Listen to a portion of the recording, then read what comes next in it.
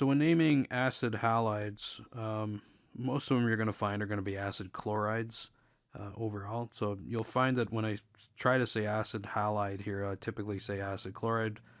So forgive me for that. So we start off, again, longest carbon chain as always. So 1, 2. The acid chloride in this case is the only functional group, and it constitutes this functionality here. So this originally came from a carboxylic acid. This is another acid derivative. So if we use, say, for example, something like thionyl chloride, I can replace this OH group with the chlorine, and it actually makes it more reactive. So that's what the acid chloride group is.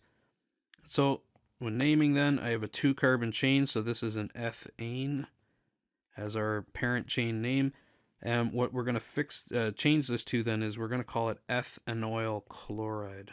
So ethanoyl, there's a space here now, chloride. And I say chloride because of the halogen here. If it was a bromide, it would be ethanoyl bromide, ethanoyl iodide, etc., etc. But like I said, the chlorine is the most common example you're going to find for almost all of them. I increase the carbon chain to a 3-carbon chain from a 2-carbon chain, and it now becomes propanoyl chloride. So propan oil, there's a space here, chloride. I go to a 4-carbon chain. This is butanoyl chloride.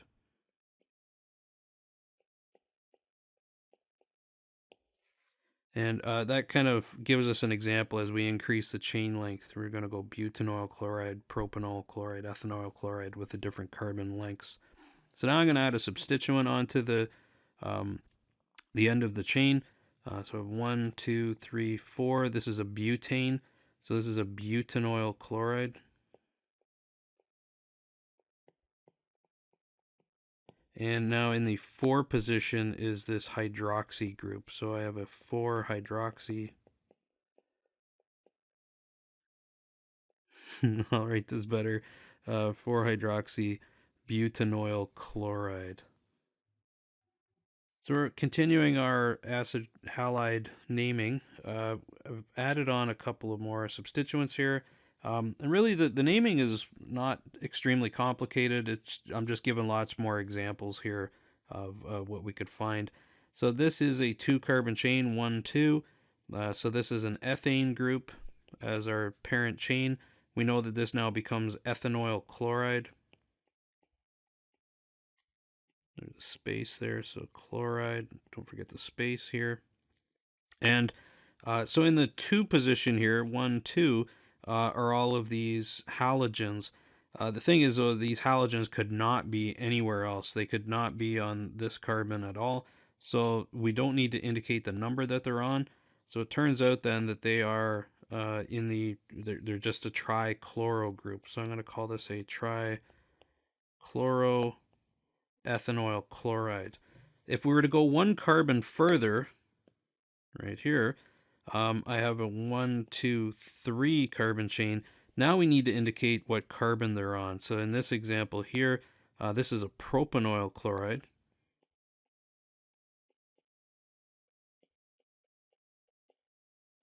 And on the 3 position, 1, 2, 3, are these 3 chloros. So in the 3 position, there's a chloro. In the 3 position, there's a chloro. In the 3 position, there's a chloro. There's 3 of them, so I'm going to call it trichloro-propanoyl chloride. So in this case, I need to indicate the carbons. I could have had them on the 2-carbon. There'd only be 2 of them if it was a propanoyl. So it would be a 2,2-dichloropropanyl chloride if they were in the 2 position. In this case, all 3 of them are in the 3 position, so it's a 3,3,3-trichloropropanyl chloride. Checking out a more complicated example, I have a 1, 2, 3, 4, 5 carbon chain. So this is a pentanoyl chloride.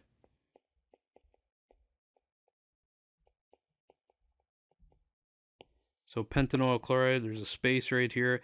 And now I need to indicate the different substituents. In the 3 position, this is a ketone. So there's a ketone here, and we call that an oxo. So it's a 3-oxo. And then in the 4 position, I have a methyl group here, and I have a methyl group here. So this is a 4,4-dimethyl.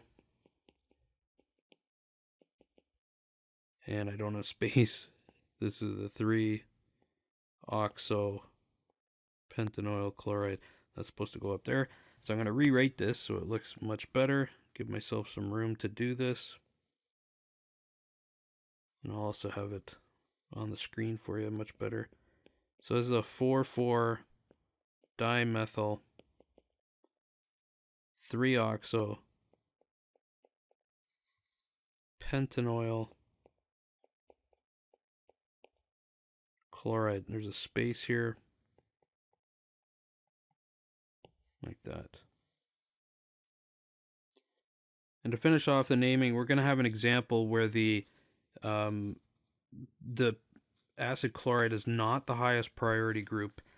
In this case, it's the acid is the highest priority. And similar to an aldehyde, where we would call it an oxo, this really doesn't have a prefix anymore that we're going to use. We're going to recognize that it's both an oxo group and there's a halogen hanging off of it. So we're going to split them kind of in two. And so we're going to indicate that in the same position here, so 1, 2, 3, 4, 5, we're going to call it a chloro, but we're also going to say there's an oxo. So there's a 5-chloro and a 5-oxo at the same position. So there's a 5-chloro and a 5-oxo that we're going to recognize. So the 1 carbon is the carboxylic acid, 1, 2, 3, 4, 5, and then we're going to split this naming to show that it's a chloro and an oxo. I don't know why IUPAC didn't give a name for this. Maybe it was easier if we have the bromine and the iodine version of this. I'm not quite sure, but this is what they did. So let's go through and name this then.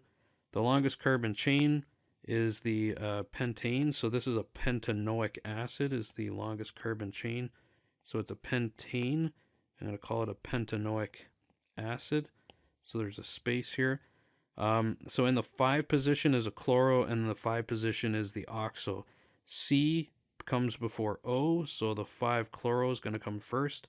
The oxo will come next. So I'm going to put the oxo here first. I'm going to work backwards to try to give myself some room. And then the chloro in the 5 position. So it is a 5-chloro, 5-oxo pentanoic acid is the answer for this one.